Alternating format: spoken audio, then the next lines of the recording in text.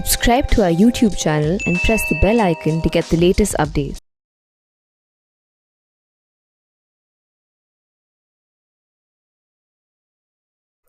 Good morning, good afternoon and good evening. जो भी friends इस लेक्चर को जिस समय पे भी देख रहे हैं उनको मेरी वो विशेष। फ्रेंड्स, हम लोग ने लास्ट सेशन के अंदर ओवरड्राफ्ट के कुछ क्वेश्चंस किए थे।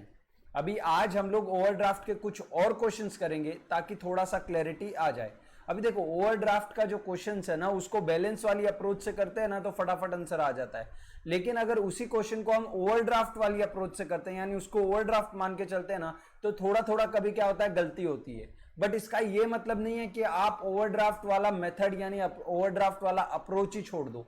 आपको वही अप्रोच प्रैक्टिस करना चाहिए, बिकॉज इससे क्या हो रहा है कि आपके दिमाग को थोड़ा सा कष्ट हो रहा है। ठीक है, आपको थोड़ा उल्टा सोचना पड़ रहा है। इससे क्या होता है कि जब आप थोड़ा उल्टा सोचते हो, अपने दिमाग को कष्ट देते हो, आपका जो थिंकिंग कैपेबिलिटी है, सोचने की क्षमता है, वो बढ़ती है। ठीक है, उससे क्या होगा कि आगे जब फ्यूचर में आप सीए इंटर में जाओगे, सीए फाइनल में जाओगे, तो वहां पे कोई कॉम्प्लेक्स टॉपिक आएगा, तो उस टॉपिक को समझने के लिए आपका यहां वहां पे बीआरएस नहीं काम आएगा शायद, लेकिन बीआरएस की वजह से जो आपकी मेंटल जो एबिलिटी बढ़ी है वो वहां पे आपको बहुत काम आएगी। तो इसलिए उसको गिव अप तो करना ही नहीं है। एटलीस्ट अगस्त सितंबर तक का तो अपने पास आराम से टाइम है। ठीक है, तो तब तक तो अपने को क्या करना है, तब तक तो अपने को पूरा का पूरा ध्यान इसी पे रखना है कि भाई हम लोग कौन सी अप्रोच फॉलो करें, ओवरड्राफ्ट अप्रोच ही फॉलो करें। अगर फिर भी नहीं आ रहा है, ठीक है, तो क्या करेंगे कि जब अपने फेस टू फेस क्लास चालू होंगे तो एक बार मुझसे वापस वहां पे देख लेना। अगर फिर वहां से नहीं हो रहा है तो फिर आप क्या कर सकते हो, बैलेंस अप्रोच एग्जाम में फॉलो कर लेना। बैलेंस अप्रोच फॉलो करने से आपके एग्जाम में मार्क्स नहीं कटेंगे, लेकिन मैं ऐसा सजेस्ट करता हूं कि आप कौन सा मेथड फॉलो करो, हमेशा ओवरड्राफ्ट मेथड फॉलो करो, तो क्योंकि इससे आपकी सोचने की क्षमता जो होती है वो क्या होती है, बढ़ती है। तो चलो आ जाओ, आपके कुछ होमवर्क के क्वेश्चंस में अभी क्लास वर्क में आपको क्या कर रहा हूं, प्रैक्टिस करवा दे रहा हूं।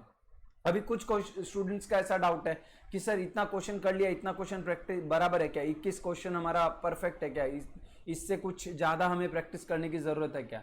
तो देखो, जितना भी स्टडी मटेरियल मैं आपको दे रहा हूं, ठीक है, ये स्टडी मटेरियल मैंने कहां से बनाया है, तो ये स्टडी मटेरियल बेसिकली तीन चीजों का कॉम्बिनेशन है। पहली चीज जो है वो आपकी आरटीपी है, यानी रिविजन टेस्ट पेपर्स, जो इंस्टीट्यूट हर साल निकालता है। दूसरी चीज यानी दूसरी जगह से क्वेश्चंस मैंने जहां से उठाए हैं वो है आपके पास्ट पेपर्स। ठीक है, और तीसरा आपका इंस्टीट्यूट का स्टडी मटेरियल के illustrations as well as practical questions, मैंने दोनों कवर किए हैं। तो इतना हमने कवर किया है, अगर आप इसको कवर करोगे ना तो that is more than enough. इससे बाहर कुछ भी नहीं आएगा। ठीक है, इससे बाहर कुछ भी नहीं आएगा। तो आपको सिर्फ इतना ही प्रैक्टिस करना है, लेकिन इसको प्रैक्टिस करना आपको किसके साथ, परफेक्शन के साथ, यानी एररलेस होना चाहिए। कहीं पे भी आपका कोई मिस्टेक, अगर एग्जाम में क्वेश्चन आया तो उसमें मिस्टेक्स नहीं होना चाहिए। अपना टारगेट है अकाउंट्स में 100 ऑन 100 आना चाहिए, मतलब अकाउंट्स में 100 ऑन 100 आना चाहिए। तो चलो आ जाओ, कुछ क्वेश्चंस आपके प्रैक्टिस करते हैं हम लोग। होमवर्क के क्वेश्चन नंबर 13 देखो क्या लिखा है। Question number 13, read it out.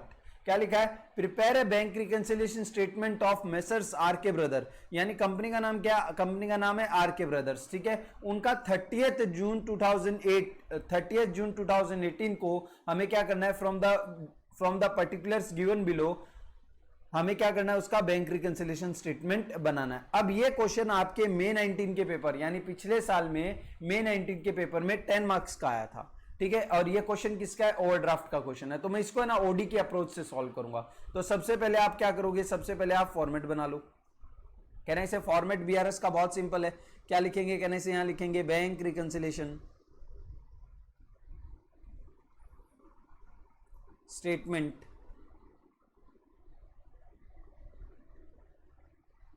Of messrs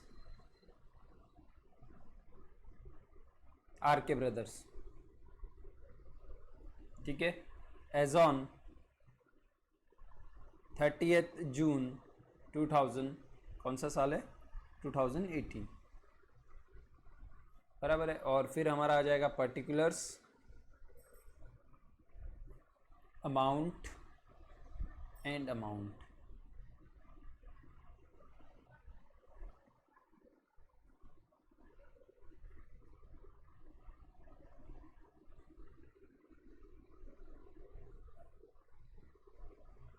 चलो स्टार्ट करते हैं। सबसे पहले क्वेश्चन का पहला ट्रांजैक्शन देखो क्या लिखा है, बोला the bank passbook has a debit balance of 25 thousand on 30th जून 2018। यानी पासबुक का क्या है, डेबिट बैलेंस है। कहना इसे मैं LIC का रूल बना सकता हूं यहां पे,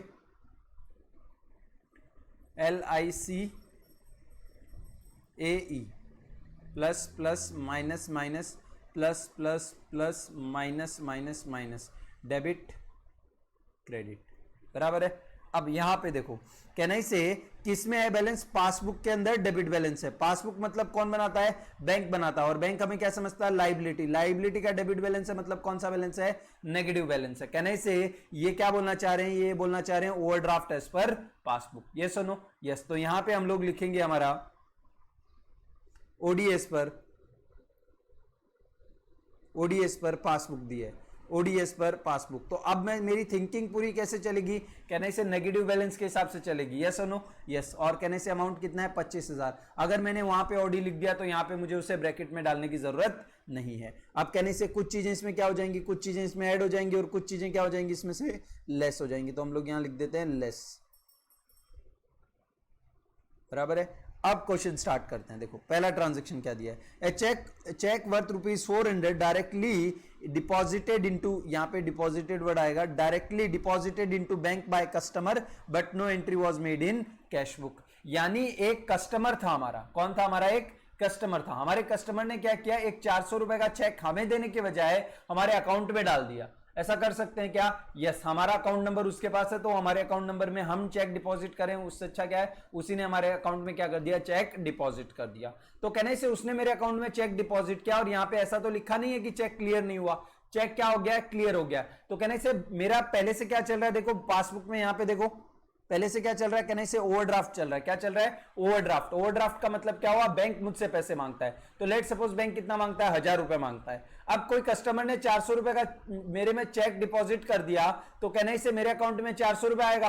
बैंक मुझसे कितना मांगता है, 1000। अब बैंक कितना मांगेगा, कहने से अब बैंक मुझसे सिर्फ 600 रुपए ही मांगेगा, यस और नो। तो कहने से ओवरड्राफ्ट एज पर पासबुक मेरा क्या हो जाएगा, कम हो जाएगा। मैं क्या करूंगा, कहने से मैं overdraft as per cash book कम कर लूंगा, या फिर ओवरड्राफ्ट एज पर पासबुक बढ़ा दूंगा। इस क्वेश्चन में मैं क्या करूंगा, इस क्वेश्चन में मैं ओवरड्राफ्ट एज पर पासबुक बढ़ा दूंगा। क्यों, क्योंकि मेरा स्टार्टिंग पॉइंट क्या है, मेरा स्टार्टिंग पॉइंट है ओवरड्राफ्ट एज पर पासबुक। तो आप यहां पे लिखोगे चेक डायरेक्टली डिपॉजिटेड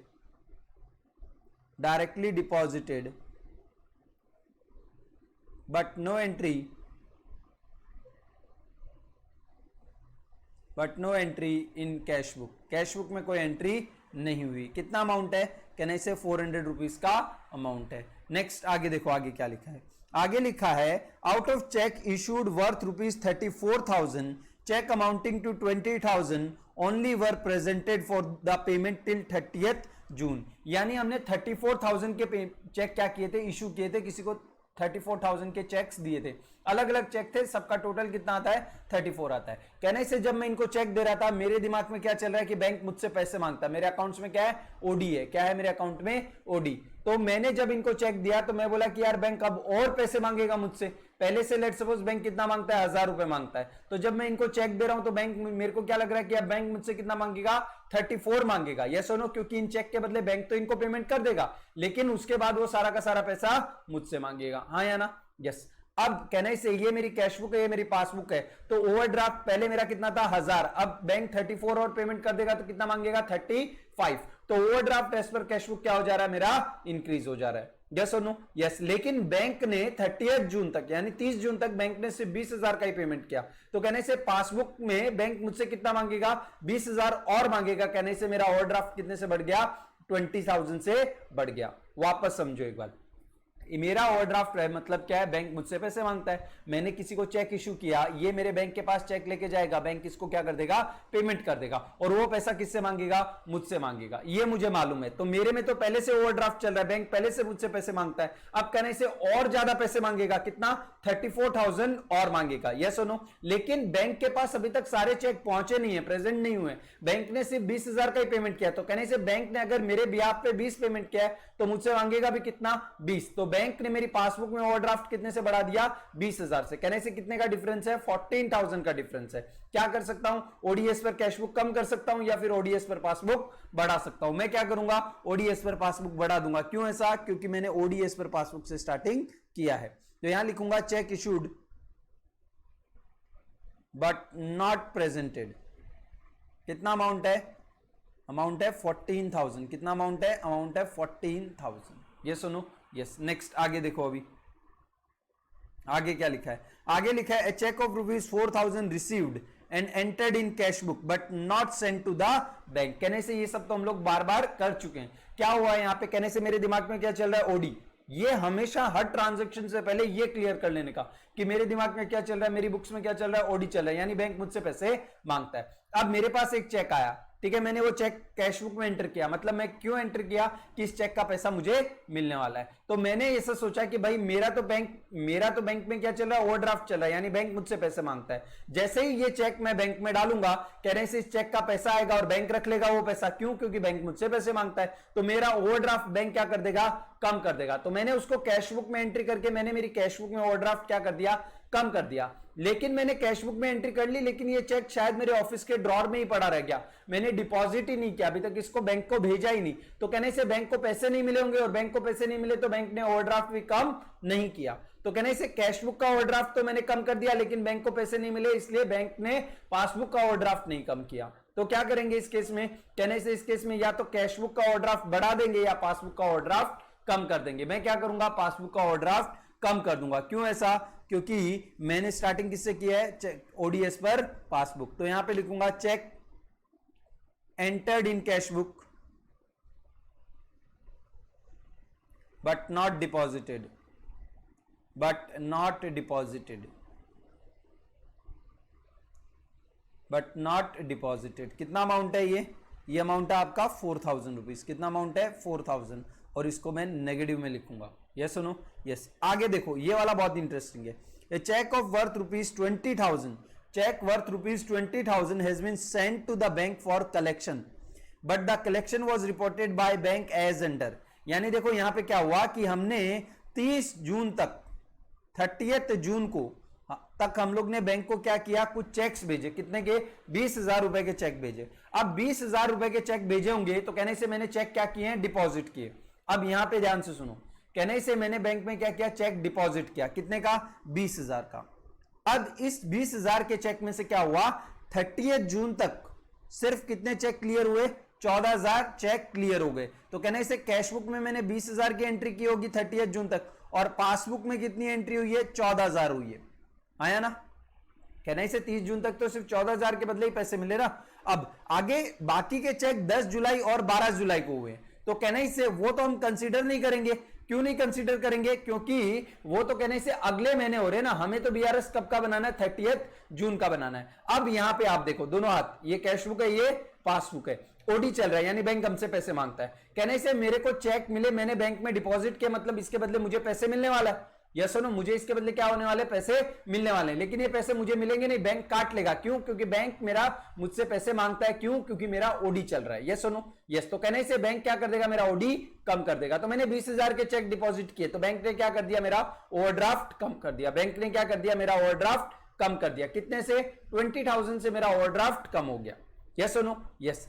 अब ये चेक क्या हो गए? ये चेक क्लियर हो गए। ठीक है, अब ये चेक क्या हो गए? क्लियर हो गए। लेकिन कितने के? सिर्फ 14,000 के चेक क्लियर है। तो कहने से बैंक को 14,000 मिले, तो बैंक मुझसे अब कितने कम मांगेगा? 14,000 कम मांगेगा। तो बैंक ने ओवरड्राफ्ट कितने से कम कर दिया? 14,000 से कम कर दिया। 6,000 के चेक, यानी 4,000 और 2,000 के चेक 10 और 12 जुलाई को मिले, यानी अगले महीने मिले। कहने से वो डिफरेंस 30 जून को तो है ना। 30 जून को मेरी कैश बुक 20,000 से मैंने ओवरड्राफ्ट कम किया, पासबुक का सिर्फ कितने से कम हुआ? 14,000 से। दोनों को इक्वल करने के लिए क्या करूं? या तो ओडीएस पर कैश बुक बढ़ा दूंगा या ओडीएस पर पासबुक कम कर दूंगा। मैं क्या करूंगा इस केस में? ओडीएस पर पासबुक कम कर दूंगा। क्यों ऐसा? क्योंकि मेरा स्टार्टिंग पॉइंट क्या है? ODS per passbook. तो यहां पे लिखूंगा चेक डिपॉजिटेड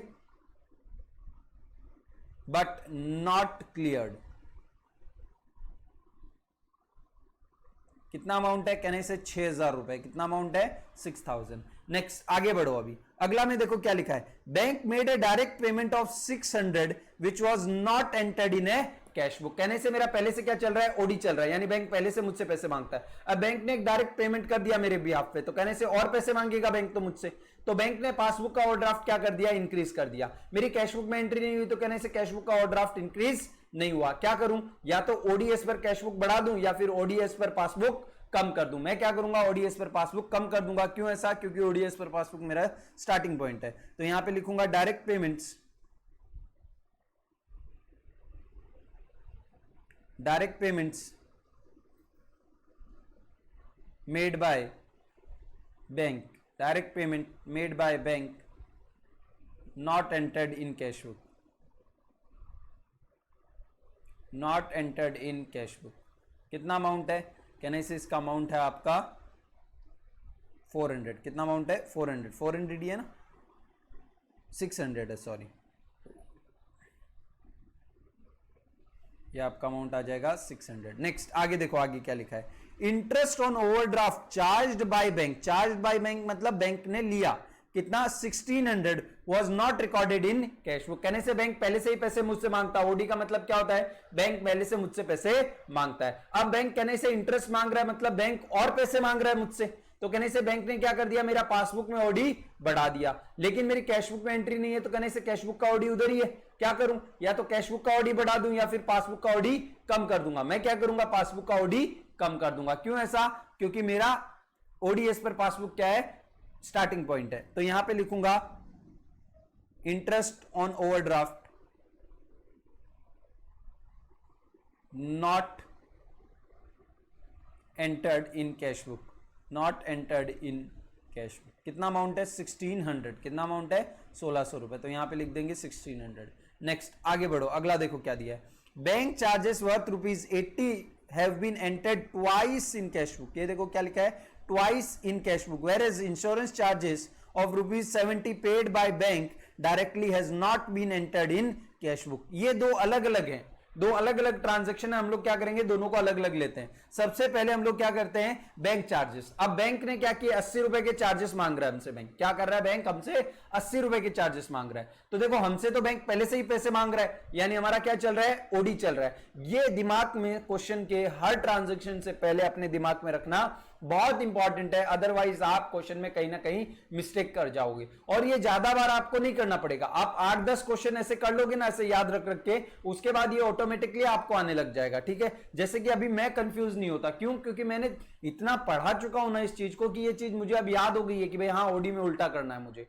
ठीक है, तो देखो यहां पे आ जाओ, कहने से बैंक पहले से मुझसे पैसे मांगता है। अब कहने से बैंक 80 रुपए का बैंक चार्ज और मांग रहा है। तो बैंक ने क्या कर दिया होगा, बैंक मांगेगा नहीं मुझसे, डायरेक्ट उसकी एंट्री कर देगा किसमें, पासबुक में। तो बैंक बोलता है कि अब मैं 80 रुपए तुमसे और मांगता हूं। तो कहने से बैंक ने ओवरड्राफ्ट क्या कर दिया, 80 रुपीज से इंक्रीज कर दिया। मैंने भी इसकी कैश बुक में एंट्री की, लेकिन कितनी बार, 2 बार। तो मैंने भी कैश बुक का ओडी इंक्रीज किया, 1 और 2, 2 बार मैंने इंक्रीज कर दिया। तो कहने से ओडीएस पर पासबुक 1 बार इंक्रीज हुआ, ओडीएस पर कैश बुक 1 और 2 बार इंक्रीज हुआ। कहने से कितने का डिफरेंस आएगा, 80 रुपीज का डिफरेंस आएगा। क्या करूं, या तो ओडीएस पर कैश बुक कम कर लूं या फिर ओडीएस पर पासबुक बढ़ा दूं। मैं क्या करूंगा इस केस में, ओडीएस पर पासबुक बढ़ा दूंगा। तो कहने से यहां पे आ जाएगा bank charges recorded twice in cash book, recorded twice in cash book। Simple है ना, ये सब एक चीज देखे होगे तो सारी चीजें क्या हो रही हैं, रिपीट हो रही हैं। सारी चीजें क्या हो रही हैं, रिपीट हो रही हैं। सारे ट्रांजेक्शन अब रिपीट हो रहे हैं धीरे धीरे, एक आधा कोई नया आ रहा है तो आ रहा है। अब ये 70 रुपीज इंश्योरेंस वाला देखो, बैंक ने डायरेक्ट पेमेंट किया लेकिन उसकी कोई एंट्री कैश बुक में नहीं है। कहने से बैंक ने अगर पेमेंट कर दिया तो बैंक तो हमसे पैसे मांगेगा, और कहने से बैंक तो पहले से ही हमसे पैसे मांग रहा है। तो कहने से ओवरड्राफ्ट बैंक क्या कर देगा, बढ़ा देगा। बैंक बोलेगा पहले 1000 रुपए मांगता था, अब 1070 मांगता हूं। क्यों, क्योंकि तुम्हारे बिहाफ पे 70 पे कर दिए। तो कहने से ओडीएस पर पासबुक क्या हो गया, इंक्रीज हो गया। ओडीएस पर पासबुक क्या हो गया, इंक्रीज हो गया। बट कहने से ओडीएस पर कैश बुक तो उधर ही है ना, तो क्या करूंगा, कहने से मैं या तो ओडीएस पर पासबुक को क्या कर दूंगा, कम कर दूंगा, या फिर ओडीएस पर कैश बुक को बढ़ा दूंगा। मैं क्या करूंगा, ओडीएस पर पासबुक को कम कर दूंगा। क्यों ऐसा, क्योंकि ओडीएस पर पासबुक मेरा स्टार्टिंग पॉइंट है। तो मैं यहां पे लिखूंगा insurance payment, insurance payment made by bank, insurance payment made by bank not entered in cash book, यानी कैश बुक में एंट्री नहीं हुई। कितना अमाउंट है, 70 है कि 70 है शायद, 70 rupees.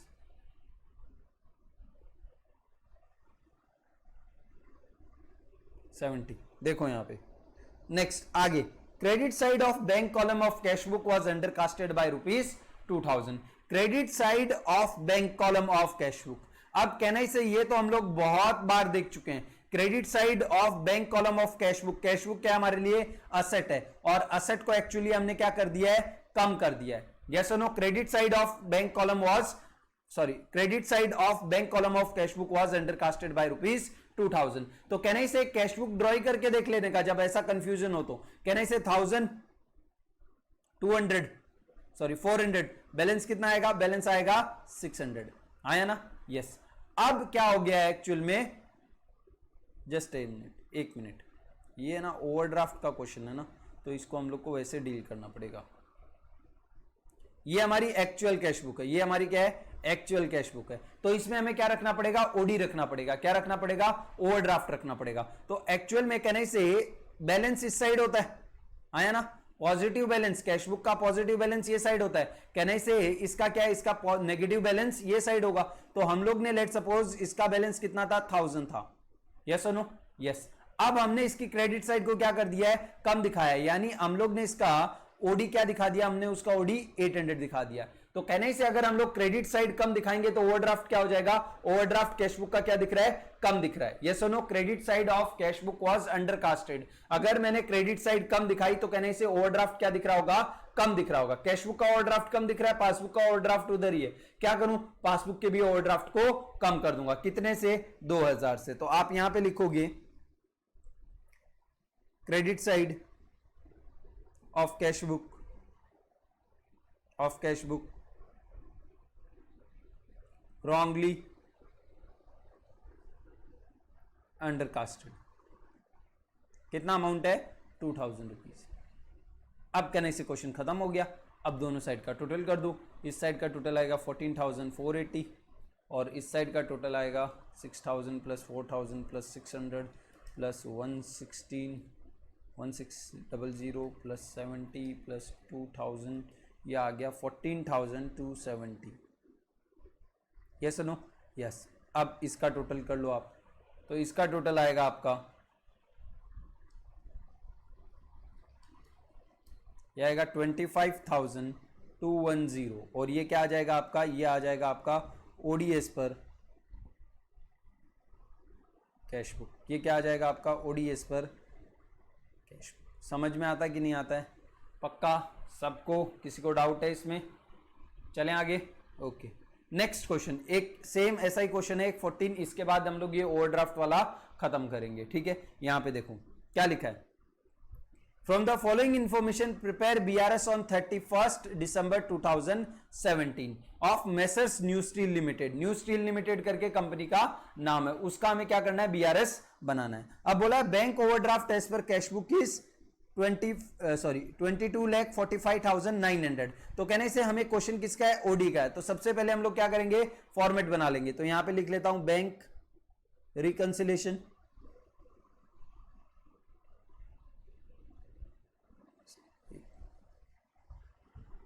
Bank reconciliation statement, bank reconciliation statement of, नाम क्या है इसका, न्यू स्टील लिमिटेड। मेसर्स को शॉर्ट में ऐसे लिखते हैं M/S, messrs new steel limited, ठीक है। एज ऑन 31 दिसंबर 2018 है ना,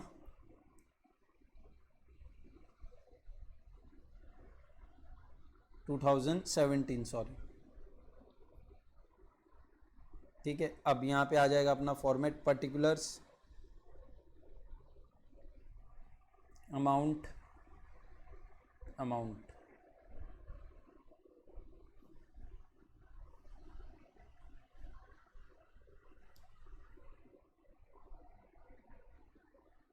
ठीक है। और यहाँ पे अभी स्टार्ट करेंगे, यहाँ पे लिखेंगे ओडीएस पर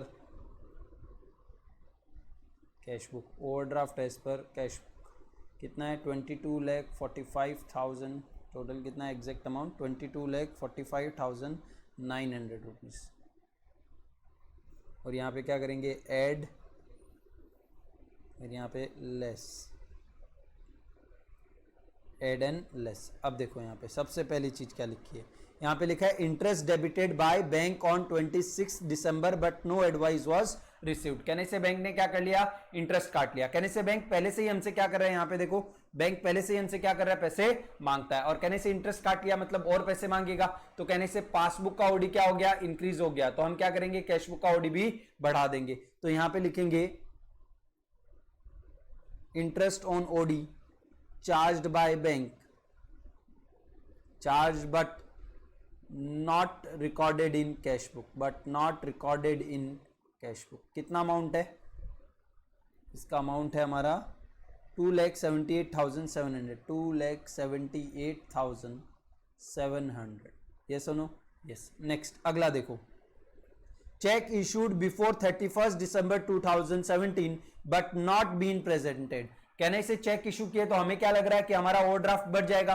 क्यों, क्योंकि हमने चेक किसी को दे दिया, वो बैंक के पास लेके जाएगा, बैंक उसको पेमेंट कर देगा, बैंक हमसे मांगेगा, और हमसे मांगेगा मतलब पहले से ही मांग रहा था, अब और मांगेगा, तो ओवरड्राफ्ट क्या हो जाएगा, बढ़ जाएगा। तो हमने हमारी कैशबुक का ओवरड्राफ्ट क्या कर दिया, बढ़ा दिया। लेकिन बैंक के पास अभी तक ये चेक प्रेजेंट ही नहीं हुए, बैंक ने पेमेंट ही नहीं किया, और कहने से बैंक ने हमारे बिहाफ पे पेमेंट नहीं किया तो हमसे मांगेगा भी नहीं। तो कहने से ओडी एज पर पासबुक, कहने से बैंक के हिसाब से ओडी कितना है, यहीं पे। तो क्या करेंगे, दोनों को इक्वल करने के लिए कहने से कैशबुक का ओडी कम कर देंगे। तो यहां पे लिखेंगे check issued but not presented, but not presented. अब अमाउंट यहां पे थोड़ा अजीब सा है, कितना है, 6,60,000। तो यहां पे आ जाएगा 6,60,000 नेगेटिव, माइनस करना है ना हमें।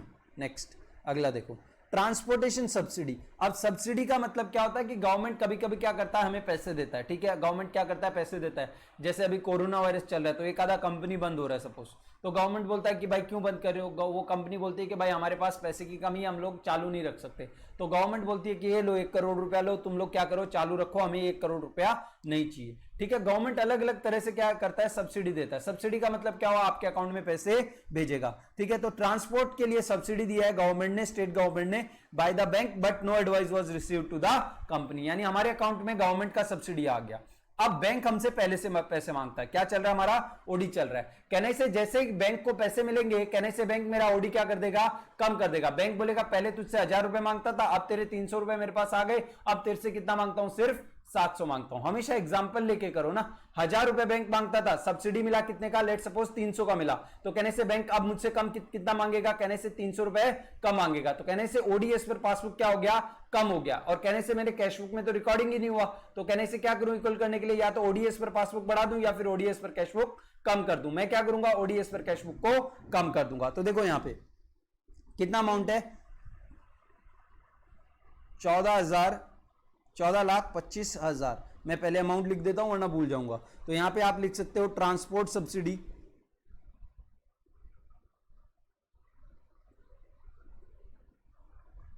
Received by, transport subsidy received by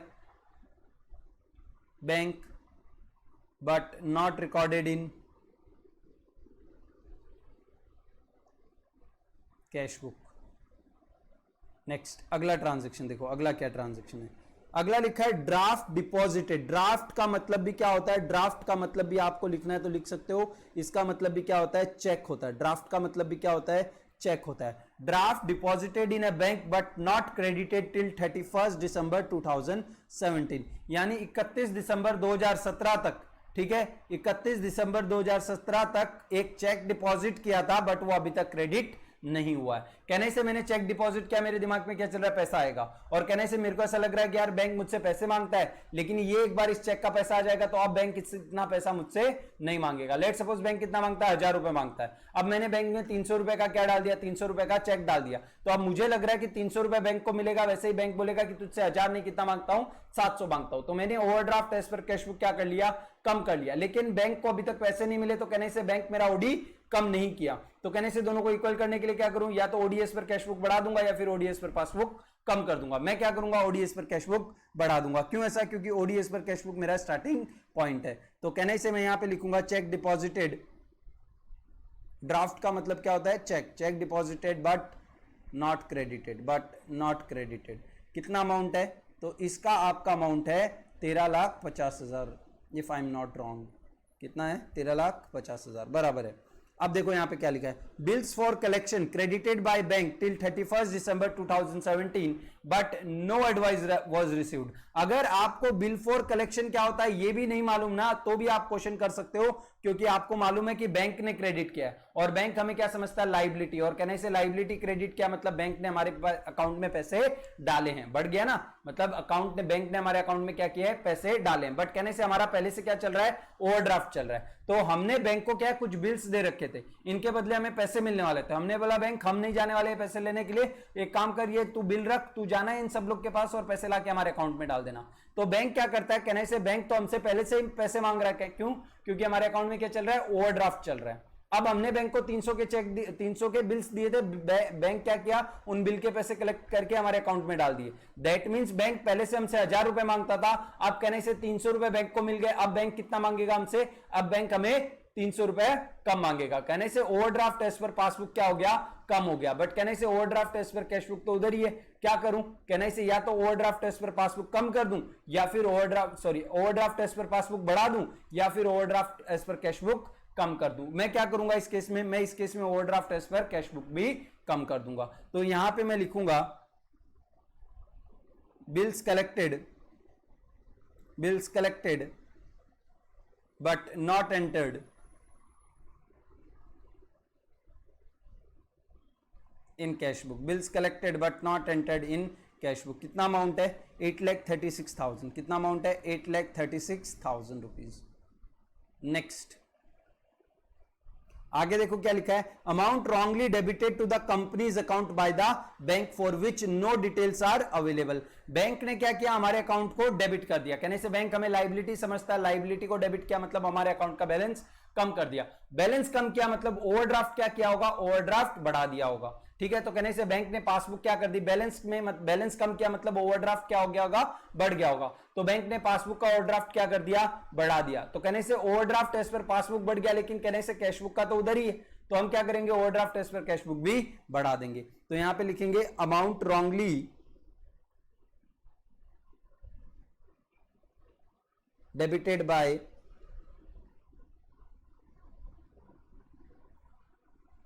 bank.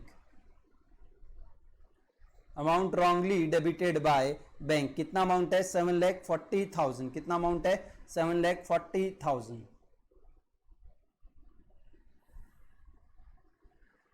अब यहां पे इनका क्या कर सकते हो आप? टोटल कर सकते हो। 2,78,700 प्लस 13,50,000। सारे ट्रांजेक्शन खत्म हो गए ना।